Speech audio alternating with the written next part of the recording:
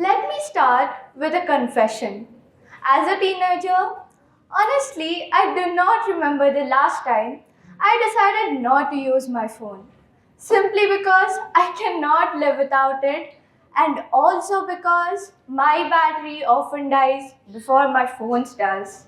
And if this sounds familiar, don't worry, this talk is not about digital detoxification, deleting apps, or self control when you're online. It's about something quieter and smarter.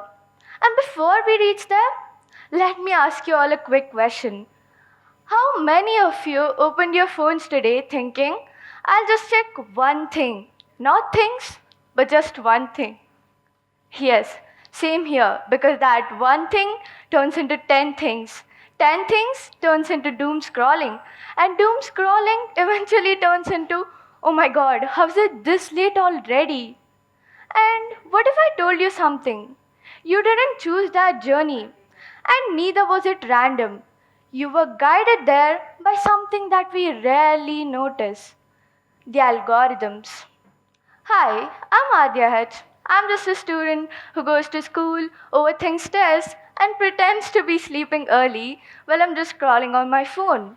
And that's when I noticed something very unsettling. I was not discovering the content I watch, it was discovering me instead. My preferences, choices, boredom. So, here's my topic. Algorithms are not evil, they're just clever. And clever systems don't need control to influence us, they just need access to our attention. Now, let me get this clear. Algorithms are not evil codes sitting inside your phone and plotting against you. They're just a set of rules that a computer or any gadget follows to predict what comes next.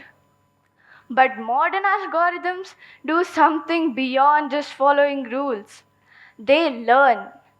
Every click, every pause, every like, everything becomes data.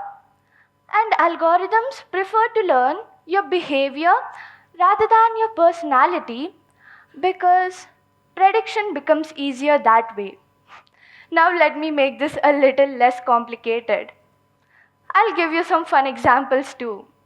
Imagine you were just scrolling on your phone and you opened YouTube to watch one video, just one, no exceptions. But autoplay is ready to do its work. As soon as that video ends, another plays, and then another. Maybe you didn't want to stay, but you did because it felt effortless to do so. I'll give you a personal example. I was just scrolling through the net, searching for some recipes to try. Because why not? I was home alone. And YouTube suggested me something very specific: chocolate dosa prepared with extra chocolate chips. Now, logically, as a South Indian, I know dosa and chocolate are not two things that should cooperate together.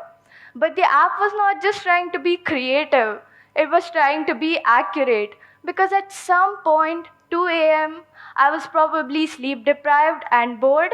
I clicked on something weird for once, and boom, the algorithm remembered it. And now, even before I was clear with my choices, it had narrowed down my options. You can even think of Instagram. It's a popular space where we explore things. But we don't choose what we watch there. We just watch what keeps us scrolling. Or Spotify also does this. It just hands you out a playlist and says, trust me with this. And very often we do. And in between all of this chaos, something serious happened. I was scrolling on my tab longer than I was meant to, and I decided to pause. I got out of my bed, and all I felt was quiet restlessness. And just then I realized that whatever my mind was busy with for so long, I didn't even choose that. And that's when it hit me. Most of the time, when we're online, we don't choose what we watch. We just react to what's kept in front of us or what's in our screen. So, in this case, what do we do and what is the problem? The problem is not that algorithms exist, neither is it about technology. Because algorithms are not villains that wake up one day thinking, how do I ruin Adya's attention span? They are just special codes designed to personalize, make things easier, and less time consuming. But the problem is unconscious delegation. We are slowly outsourcing our decisions. First, the smaller ones, like what do I watch, what do I buy, or what do I listen to?